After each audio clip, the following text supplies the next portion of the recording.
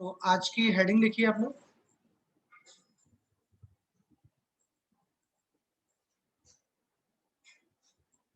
Factors affecting the rate of reaction.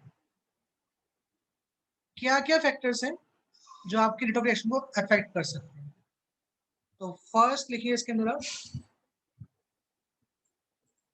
Nature of the reactants. Nature of the reactants, जो आपके reactants हैं उनका nature क्या है? नेचर से मतलब क्या है भाई?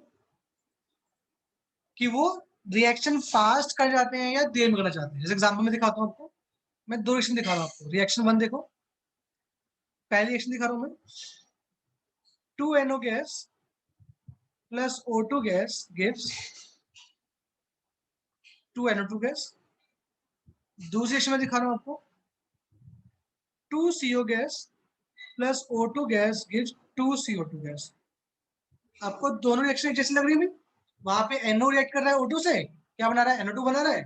वहां पे CO रिएक्ट कर रहा है O2 से, क्या बना रहा है? CO2 बना रहा है। बट जो ऊपर वाली रिएक्शन है भाई, ये क्या है? फास्ट रिएक्शन है। ये क्या है? Slow reaction. तो ऊपर रिएक्शन फास्ट है, स्लो क्यों है बताएंगे आप लोग?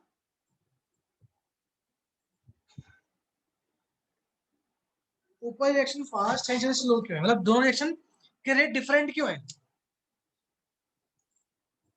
सर बॉन्डिंग की वजह से। क्योंकि रिएक्शन डिपेंड करती है कि आप कौन सा बॉन्ड तोड़ रहे हो, कौन सा बॉन्ड बना रहे हो। तो भाई यहाँ पे क्या हो रहा है? आपका NO के साथ में क्या O2 जुड़ रहा है, यहाँ पे CO के साथ जुड़ रहा है। तो जो नए बॉन्ड बन रहे हैं वो क्या बन रहे हैं? अलग अलग बन रहे हैं, है ना बच्चों? Yes sir. तो दोनों का रेट डिफरेंट क्यों है? बिकॉज एक स्लो है एक फास्ट है। उसके पीछे ये है कि different amount of energies are required for breaking of different bonds and different amount of energies are released in the formation of different bonds।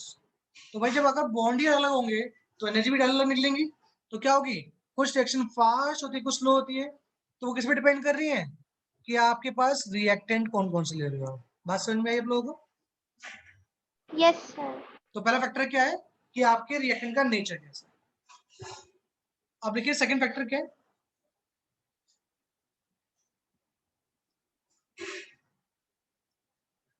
Concentration of the reactant. भाई अगर रिएक्टेंट कंसंट्रेशन ज्यादा होगी तभी तो क्या होगा, वो प्रोडक्ट में जल्दी चेंज होगा बच्चों। Yes sir. जितना ज्यादा आप रिएक्टेंट लेंगे उतनी जल्दी क्या होगी? आपकी रिएक्शन फॉरवर्ड जाएगी। क्योंकि आपने पढ़ा ली चैटलियर प्रिंसिपल कि अगर आपके Yes. पास रिएक्टेंट ज्यादा होते हैं तो रिएक्शन फॉरवर्ड मूव करती है, रिएक्टेंट कम होते हैं रिएक्शन बैकवर्ड मूव करती है। याद है कुछ? Yes sir. तो लिख लेंगे इसके अंदर आप, ग्रेटर दी concentration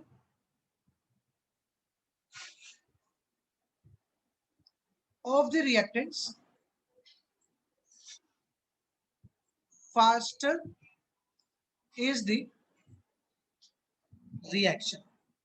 उतनी ही क्या होगी आपकी रिएक्शन? फास्ट होगी। ठीक है बच्चों? प्रियांशी क्लियर है?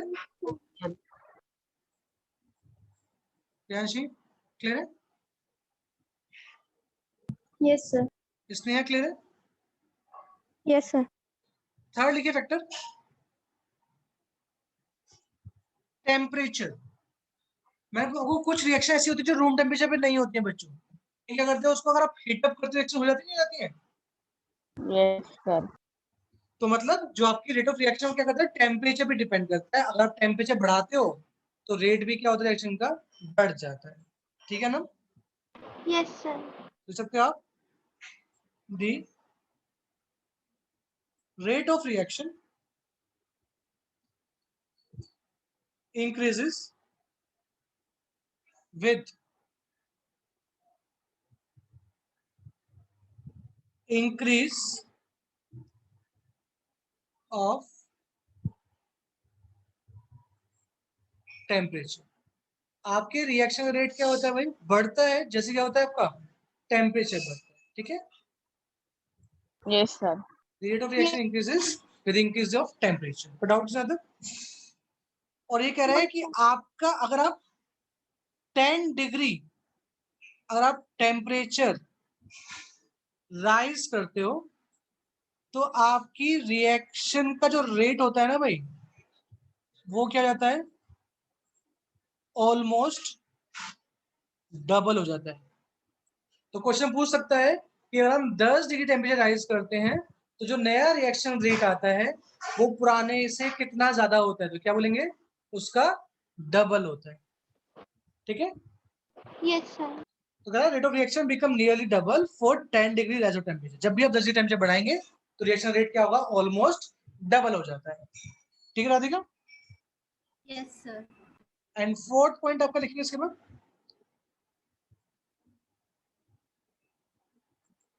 फोर्थ पॉइंट आपका प्रेजेंस ऑफ कैटलिस्ट। भाई कैटलिस्ट क्या करते हैं, Reaction को fast कर दे. रिएक्शन को फास्ट करते हैं। बट क्या अगर किसी रिएक्शन में इक्विलिब्रियम आता है तो ये इक्विलिब्रियम को डिस्टर्ब करते हैं क्या? No, sir. बस क्या करते हैं, ये इक्विलिब्रियम को जल्दी ले आते हैं, बट वो जहां पे आएगा वो वहीं पर आता है। जैसे मालूम मैं बोला ए और बी में क्या इक्विलिब्रियम है, कब, जब ए बचता है 30% और बी बनता है 70%, इनमें इक्विलिब्रियम आ जाता है। बट ये क्या आता है भाई, 8 घंटे में आता मान लो पहले इक्विलिब्रियम। तो कह रहा है अगर कोई रिएक्शन में इक्विलिब्रियम होता है और उसमें मैं अगर कैटलिस्ट ऐड कर दूं तो इक्विलिब्रियम जहां पे पहले आया था अभी वहीं पर आएगा, बट पहले वो 8 घंटे में आया था, अब वो आधे घंटे में आ जाएगा। तो कैटलिस्ट क्या करते हैं, आपके इक्विलिब्रियम को जल्दी अचीव कर लेते हैं बट इक्विलिब्रियम को डिस्टर्ब नहीं करते हैं। ठीक है, Yes, sir. ठीक है हर्ष? Okay, sir. लिख लीजिए, a catalyst generally increases a catalyst generally increases the speed of a reaction, the speed of a reaction without itself being consumed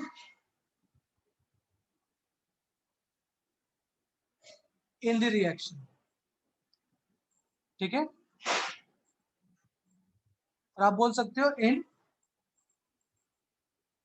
case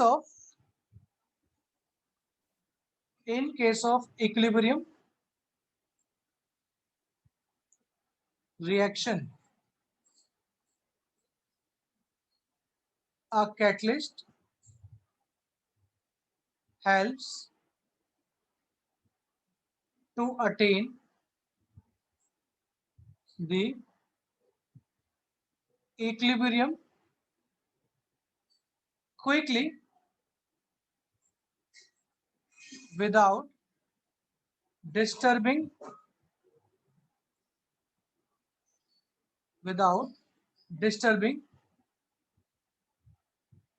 the state of equilibrium। Okay, समझ में सबको अंदर?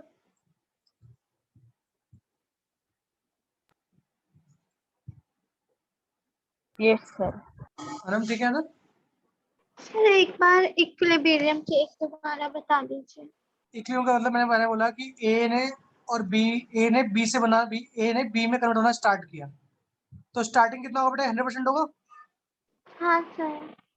और B कितना होगा, 0 होगा, है ना। यार कुछ रिएक्शन होती है जो कंप्लीट नहीं होती है। क्यों नहीं होती है? क्योंकि जैसे ही मान लो ये 70% बना, तो रिएक्शन क्या होगी, बैकवर्ड करना स्टार्ट कर देगी। तो क्या होगा, यहाँ पे इनके जो इक्विलिब्रियम आ जाएगा यहाँ पे, ठीक है।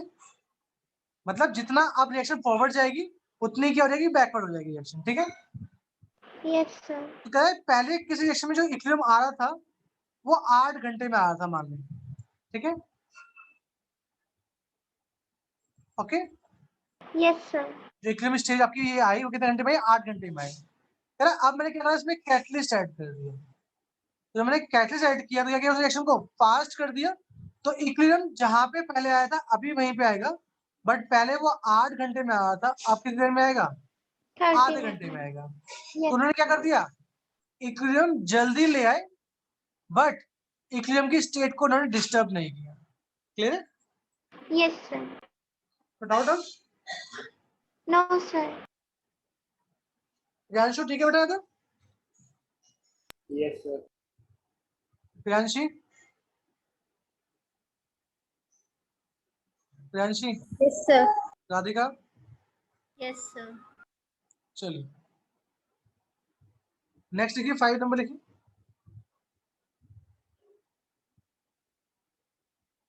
Surface area of the reactant.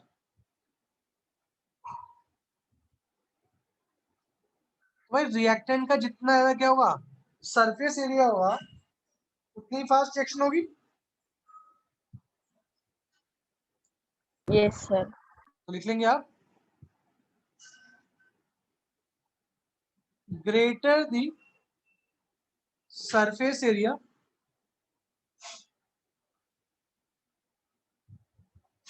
The faster is the reaction. अगर सरफेस एरिया बड़ा होगा तो रिएक्शन क्या होगी आपकी, जल्दी होगी। ठीक है बच्चों। Yes sir. And last point है प्रेजेंस ऑफ लाइट। कुछ रिएक्शन ऐसी होती हैं जो डार्क में नहीं होती है, तो अगर उनको आप लाइट में करते हो तो वो हो जाती है। ऐसी रिएक्शन को बोलते हो क्या आप, फोटोकेमिकल रिएक्शन बोलते हो। तो लिख लीजिए, some reactions do not take place, some reaction do not take place in the dark,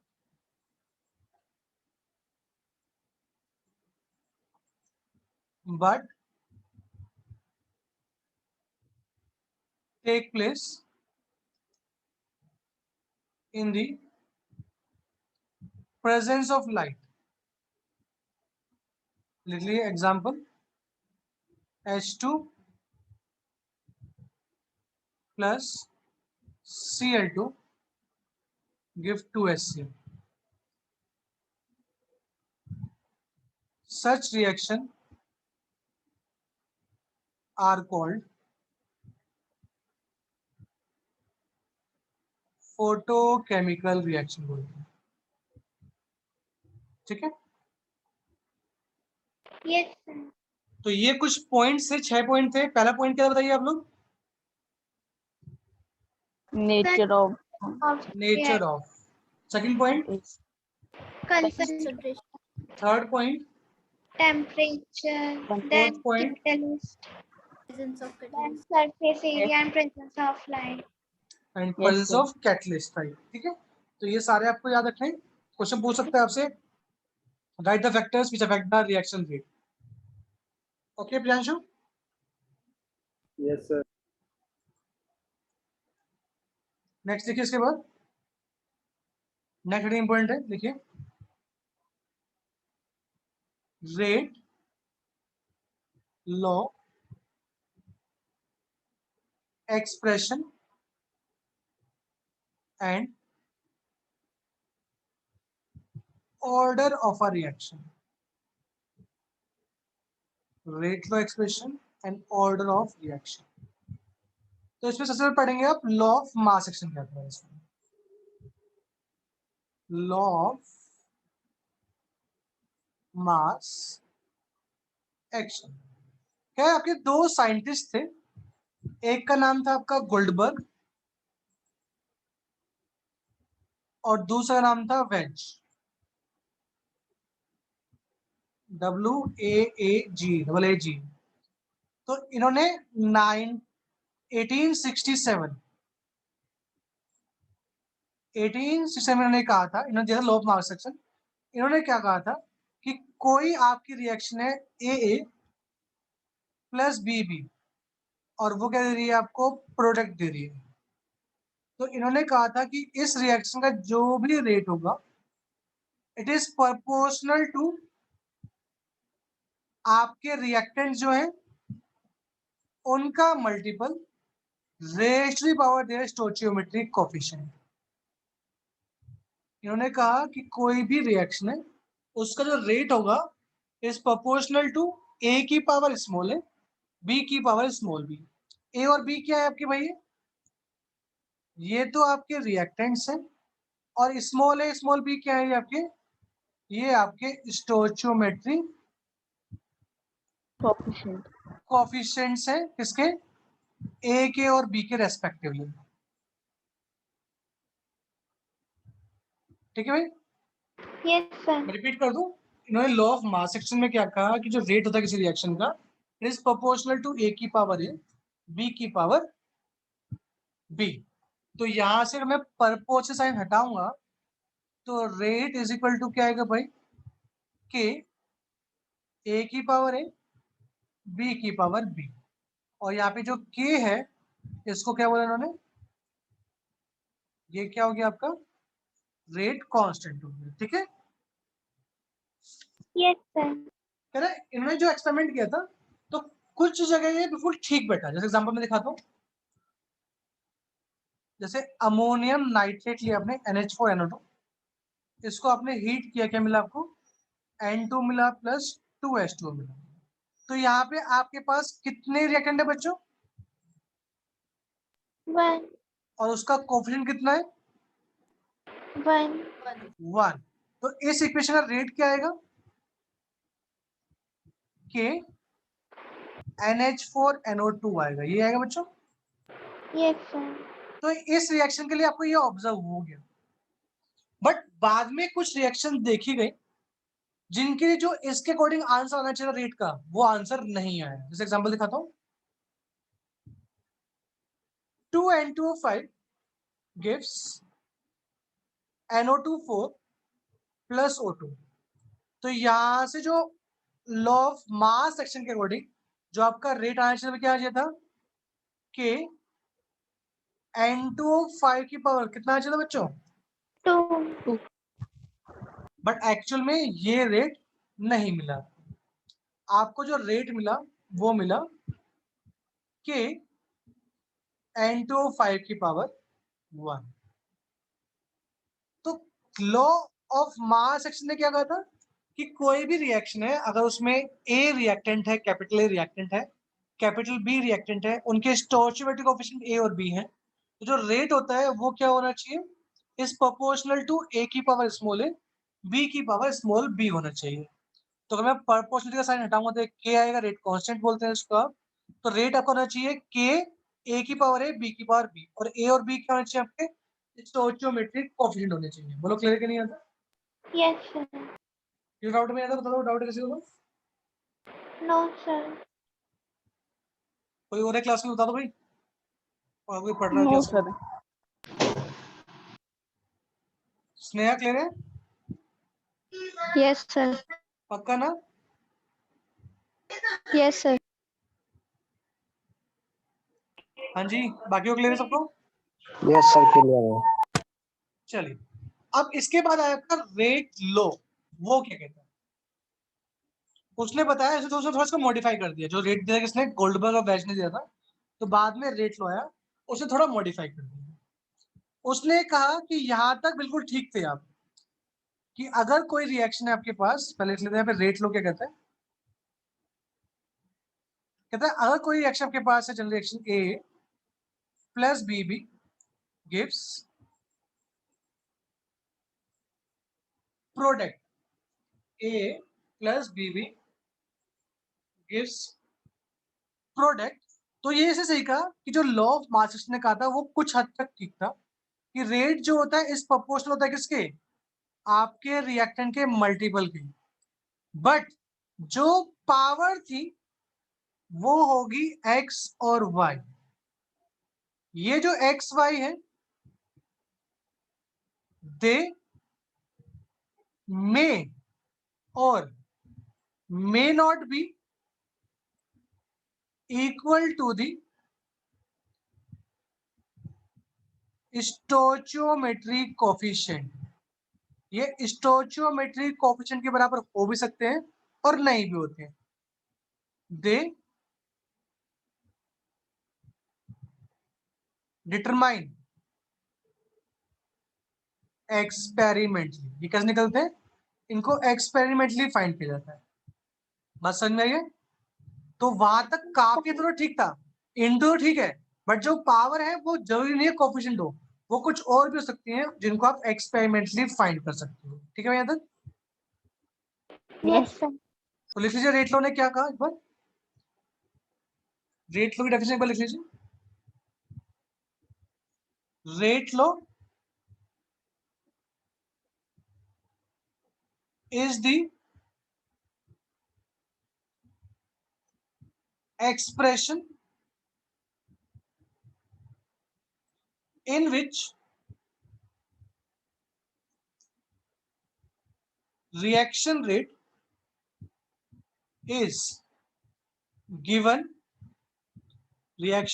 is given in terms of molar concentration of reactants with each terms raised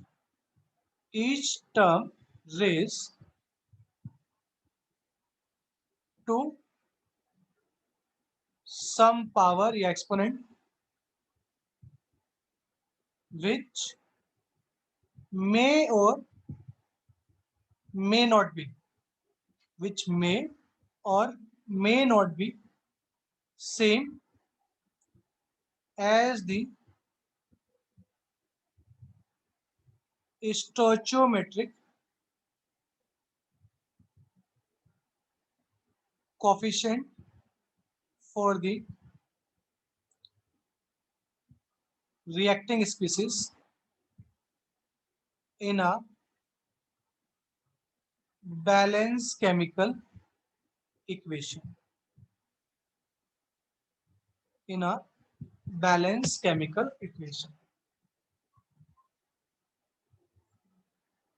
ठीक है? Yes sir. तो मैं लिख दूं यहाँ पे दोबारा एक बार कि अगर कोई रिएक्शन आपके पास A है यस सर। प्लस B भी है, वो क्या दे रहा है, आपका प्रोडक्ट दे रहा है, तो जो आपका रेट ऑफ रिएक्शन होगा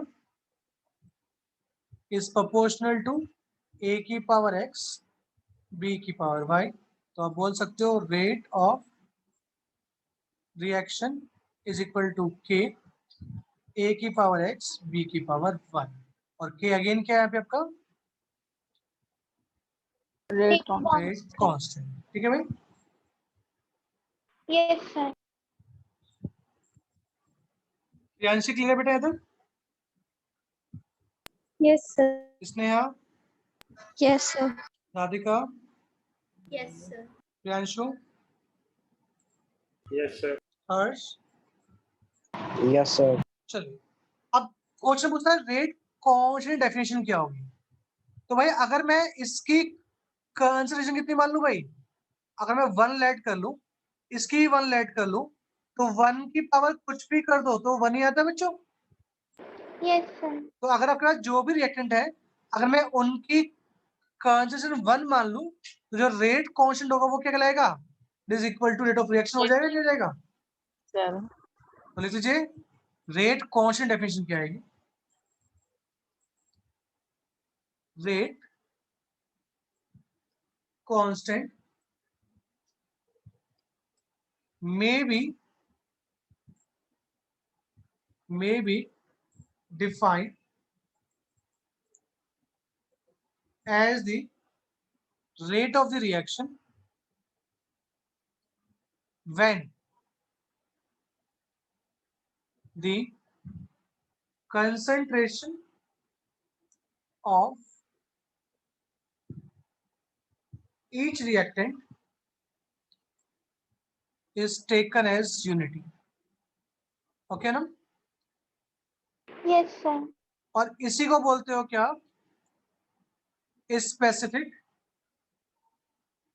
रिएक्शन रेट भी बोलते हैं इसको। तो रेट कांस्टेंट को आप स्पेसिफिक रिएक्शन रेट भी बोल सकते हैं तब जब क्या हो, जितने भी रिएक्टेंट है सबकी कंजन कितनी हो भाई? 1। ओके,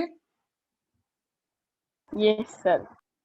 यस ठीक है? सर। अदर सबको क्लियर भी आता है सबको? Yes sir. अगला लिखिए इसके बाद। सर ये लॉ तो हर एक रिएक्शन के लिए ट्रू है ना? हाँ जी। अब क्वेश्चन था, मैंने बताया था कि ऐसा हुआ क्यों, समझो पहले।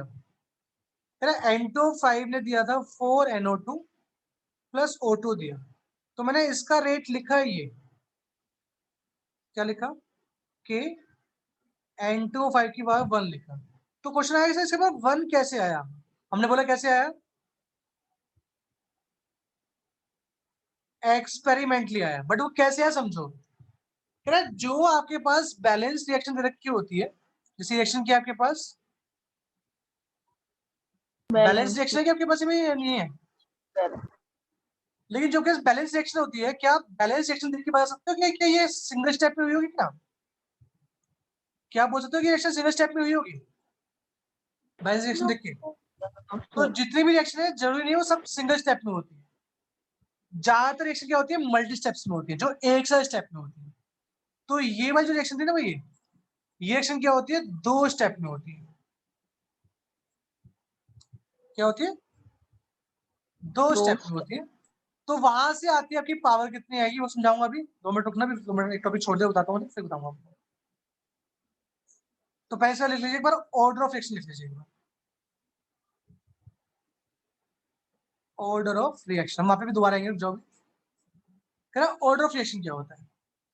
तो कहते हैं जब आप रेट एक्सप्रेशन लिखते हो भाई, लिखा आपने के, ए की पावर एक्स, बी की पावर आपने वाई लिखा है ना भाई। तो क्या है, जो आपकी स्टोचियोमेट्रिक जो सही जो आपकी ये पावर्स आती है ना, एक्सपोनेंट आते हैं, इन्हीं को बोलते हो क्या आप? ऑर्डर ऑफ रिएक्शन बोलते हो। तो भाई जो ये एक्स है वो क्या है? ऑर्डर ऑफ रिएक्शन है विद रेस्पेक्ट टू ए, और जो y है वो ऑर्डर ऑफ रिएक्शन है विद रेस्पेक्ट टू बी, और जो x प्लस वाई है ये क्या है आपका? ओवरऑल ऑर्डर ऑफ रिएक्शन बोलते हैं इसको। जो भी आपकी एक्सपोनेंट पावर है और उनको हम जोड़ दें तो जो निकल के आता है वो क्या आता है आपका? आपकी रिएक्शन का ऑर्डर निकल के आता है ओवरऑल। ठीक है? Yes sir. क्या सबको? Yes sir. तो लिख लो एक बार ऑर्डर ऑफ रिएक्शन क्या है, फिर समझाऊंगा आपको, मैं बताने वाला था। देखिए, दी sum of powers of the concentration of the reactants in the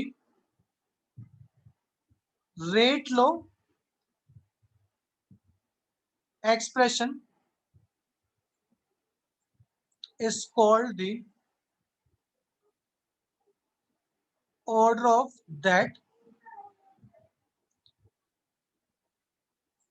that chemical reaction। जो भी आपकी एक्सपोनेंट आई है या जो भी पावर आई है उनको आप जोड़ दीजिए तो वो क्या आता है आपका? ओवरऑल ऑर्डर ऑफ रिएक्शन आ जाता है। ठीक है भाई? Yes sir.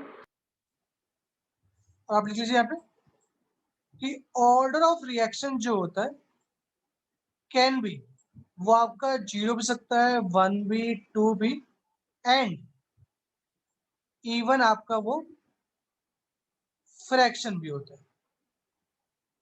जीरो ऑर्डर का मतलब क्या है कि आपकी एक्शन आपके रिएक्शन में डिपेंड नहीं कर रही। लिख लीजिए, जीरो ऑर्डर रिएक्शन इज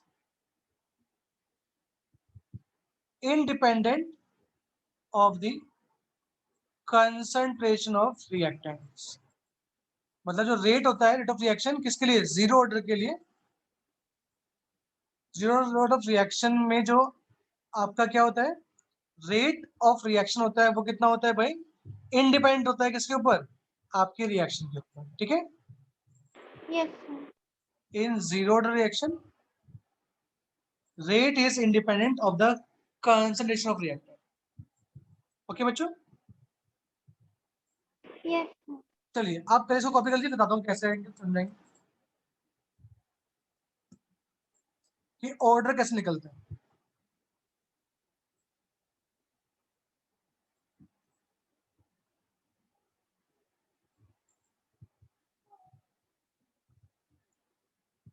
हो गया? Yes, sir. Done. तो मैंने बताया था आपको, अब बैलेंस केमिकल इक्वेशन, जो बैलेंस केमिकल इक्वेशन होती है, never gives us a true picture of how a reaction take place, है ना बच्चों? कि रिएक्शन कितने स्टेप में हुई है, क्या आपको बैलेंस से पता है क्या? No, sir.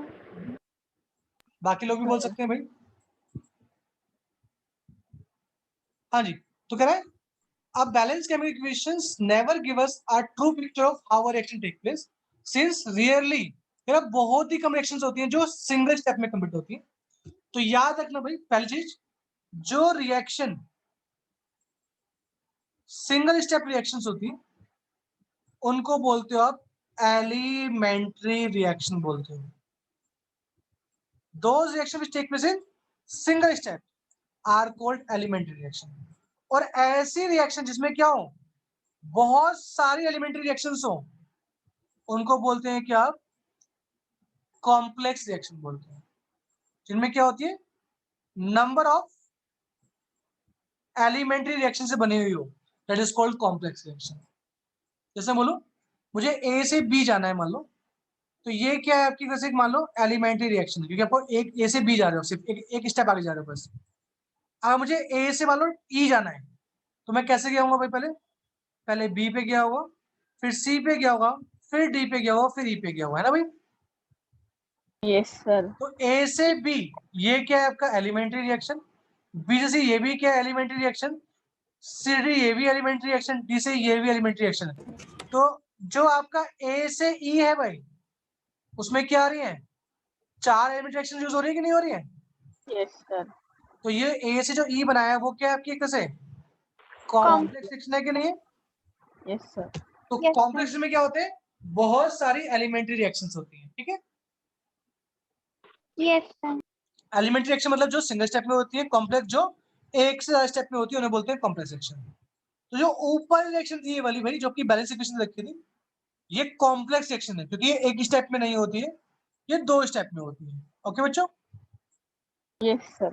तो स्टेप 1 में क्या होता है, आपका जो N2O5 है ये देता है कि आपको NO2 प्लस NO3 देता है। ये स्टेप 1 है, और ये स्टेप क्या होता है आपका? Slow step. ठीक है, स्टेप 2 में हमने क्या भाई, हमने N2O5 के 2 मॉलिक्यूल लिए थे। तो दूसरा N2O5 मॉलिक्यूल है वो जो NO3 बना उससे रिएक्ट करता है, और वो 3 टाइम्स NO2 बना देता है, प्लस O2 बाहर निकालता है, और ये क्या आपके पास फास्ट रिएक्शन है। ठीक है, अगर मैं इन दोनों को ऐड कर लूं भाई, तो इनको ऐड करोगे तो आपके पास ऊपर वाली रिएक्शन आ जाएगी बच्चों, नहीं आ जाएगी? इस हाँ, NO3 से ये NO3 कैंसिल हो जाएगा ना, Yes, Yes, sir. sir. तो आपके ऊपर रिएक्शन आ जाएगी। Yes, sir. और भाई जिस रेट से रिएक्शन हो रही है, क्या उसी रेट से रिएक्शन हो सकती है क्या भाई? हर रिएक्शन का अपना रेट होगा भाई होने का, हाँ, पढ़ sir. चुके हैं। तो भाई एक रिएक्शन, 2 रिएक्शन हो रही है, तो उसमें एक क्या होगी भाई? स्लो होगी, एक फास्ट होगी। एक मिनट होल्ड करिए।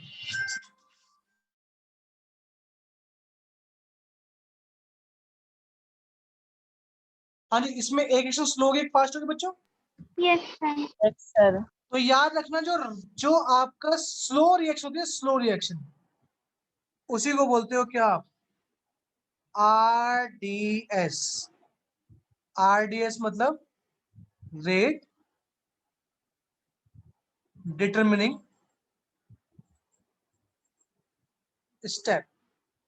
रेट डिटरमिनिंग स्टेप मतलब आपका जो रेट ऑफ रिएक्शन आता है वो कहां से आता है? स्लो स्टेप से आता है।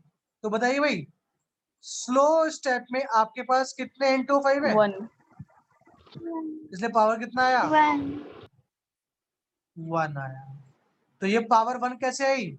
आपकी कैसे आई? एक्सपेरिमेंटली आई कि नहीं आई? Yes sir. कि आपने पहले ऑब्जर्व किया रिएक्शन कितने स्टेप में हो रही है, उसमें जो स्लो स्टेप है उसमें जितने भी रिएक्टेंट होते हैं आपकी रिएक्शन सब पे डिपेंड करती है। तो वैसे निकालते हो आप रेट ऑफ रिएक्शन निकालते हो, सॉरी वैसे निकालते हो आप अपने रिएक्शन का रेट निकालते हो। Okay, yes sir. अब क्वेश्चन एक क्वेश्चन और बन जाता है यहाँ पे कि सर आपकी रिएक्शन स्लो स्टेप पे डिपेंड कर रही है, फास्ट पे डिपेंड क्यों नहीं कर रही है ना भाई? कि रिएक्शन का रेट स्लो पे क्यों डिपेंड कर रहा है, फास्ट पे डिपेंड क्यों नहीं कर रहा है? ओके, क्लियर सबको याद है?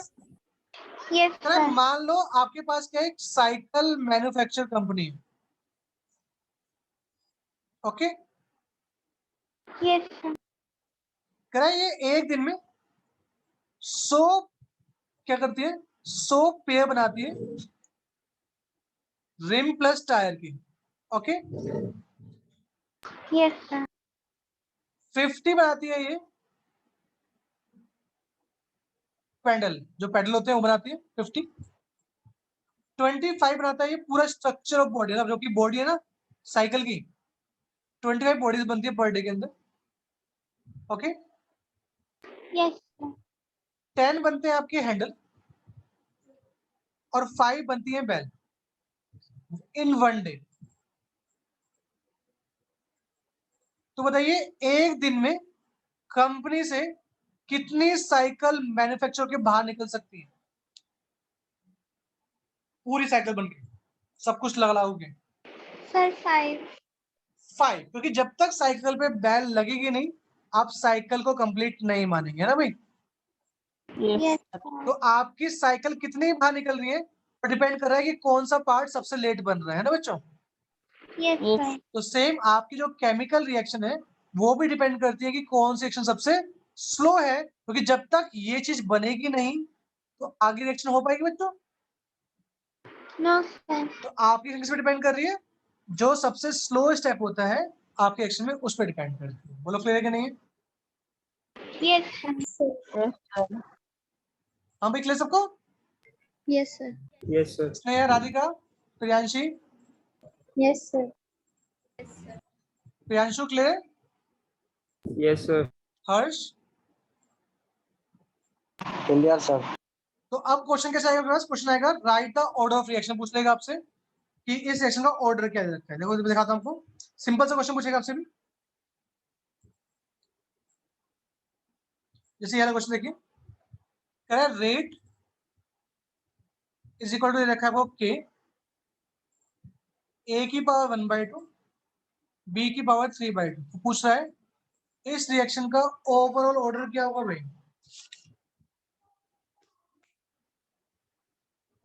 इस रिएक्शन का ओवरऑल ऑर्डर कितना आएगा? 2.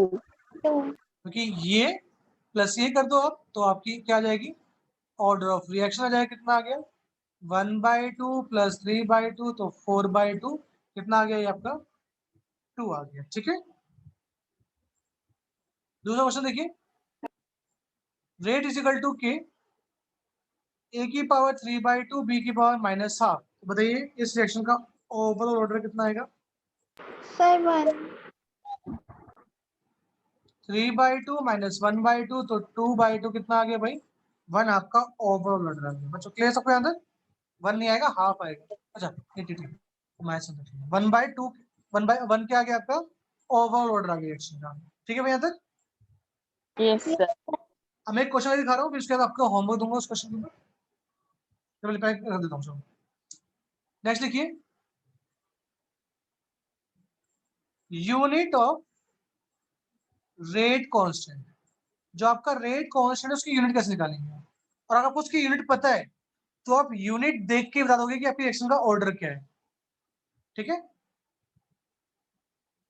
Yes sir. जैसे मान लो मैं बोल रहा हूँ कोई आपकी रिएक्शन है, ए गिव्स प्रोडक्ट। ओके बच्चों, यस सर। तो यस यहाँ से आपका रेट क्या आएगा भाई, तो आपका रेट आएगा यहाँ से रेट इज इक्वल टू के ए की पावर एन, है ना भाई। हमें नहीं पता भी ऑर्डर क्या रिएक्शन का, यस क्योंकि ये रिएक्शन आपको पता है सिंगल स्टेप रिएक्शन है क्या, नहीं ना। No sir. तो हमारे पास रेट क्या आएगा, के ए की पावर एन आ जाएगा। ओके भाई, याद है। सर। रेट की यूनिट क्या लिखा आपको मैंने भाई, मोल सर मोल पर लीटर लीटर पर टाइम। Yes sir. सेकंड मोल पर लीटर पर टाइम, मैंने पर सेकंड ले लिया बेटा, पर टाइम ले लो कोई बात नहीं, ठीक है। इज इक्वल टू के, यहाँ पे जो भी ए होगा वो क्या है, कंसंट्रेशन। और वो यस किसमें सर। लोगे आप, मोलारिटी में लोगे तो क्या होगी भाई, ये मोल पर लीटर। की पावर एन हो जाएगा बच्चों। Yes sir. तो ये आपके पास यहाँ से आ गया, तो अगर मैं इसको आगे करूं तो के इक्वल टू के पास हो जाएगा क्या, मोल पर लीटर पर सेकेंड डिवाइड बाय क्या जाएगा, मोल पर लीटर की पावर एन आ जाएगा बच्चों। Yes sir. तो मैं इसको ये क्या है भाई, मोल पर लीटर, ये भी क्या है मोल पर लीटर, है क्या नहीं है। Yes sir. तो आपका के इक्वल टू आ जाएगा मोल पर लीटर की पावर 1 माइनस आ जाएगा बच्चों। Yes sir. Yes sir. इसके ऊपर आप 1 लिख सकते हो, कोई प्रॉब्लम किसी को। तो ए की पावर बी और एक्स की ए की पावर सी, तो ये क्या रहेगा, ए की पावर बी माइनस सी होता है नहीं होता बच्चों। सर।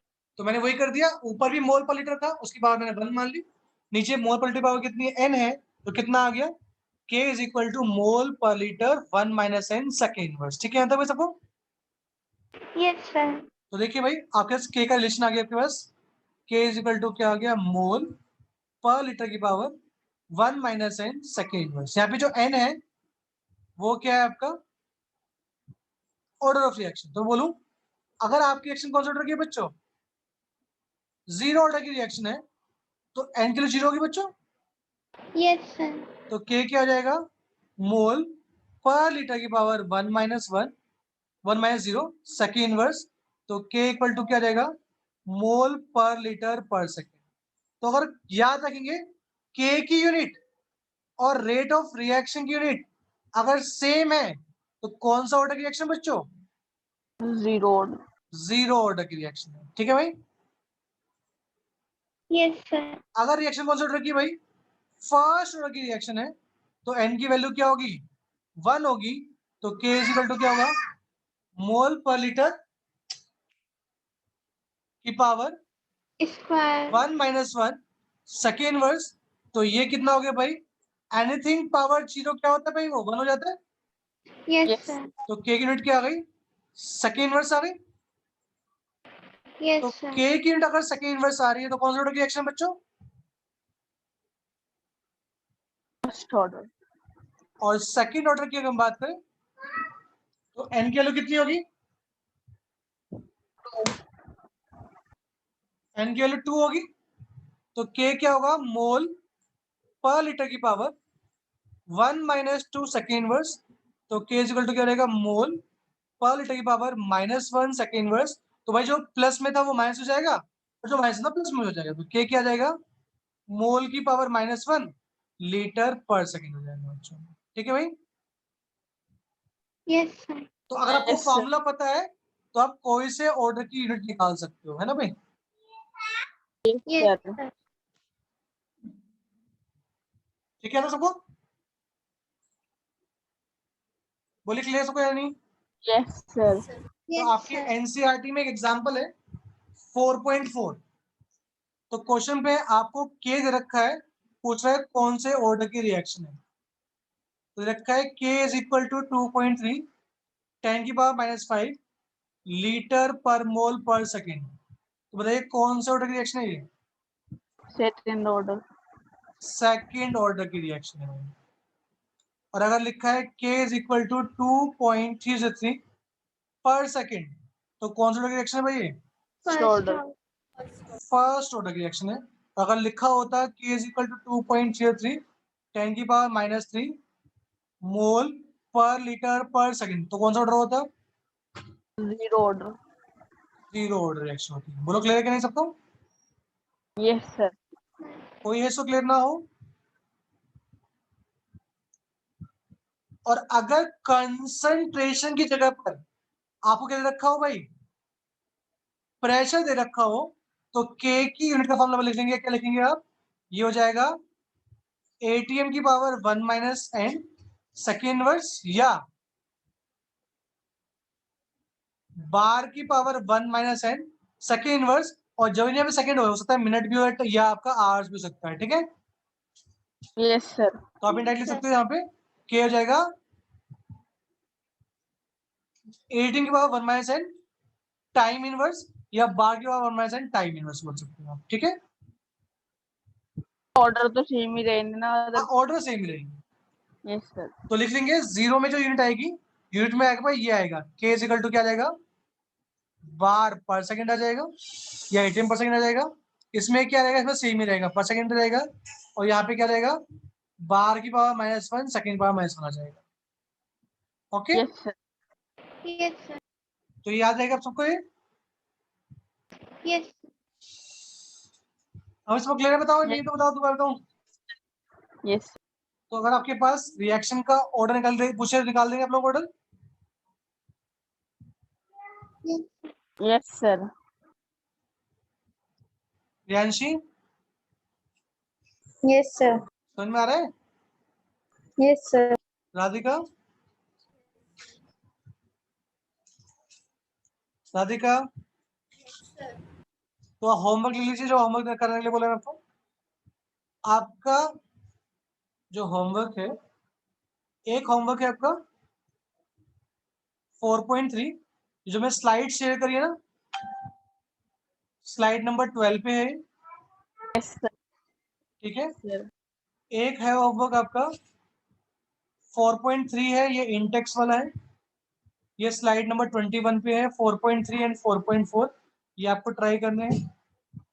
एक्सरसाइज का ट्राई करना है आपको 4.1, ये स्लाइड नंबर 22 पे है। 4.2 ये 23 पे है। 4.4 ये आपका 24 पे है। 4.6 ये स्लाइड नंबर 25 पे है। 4.9 ये स्लाइड नंबर 26 पे। ये आप करके आएंगे, नेक्स्ट में मैं कराऊंगा जो आपसे नहीं बनेंगे, ठीक है? Okay sir.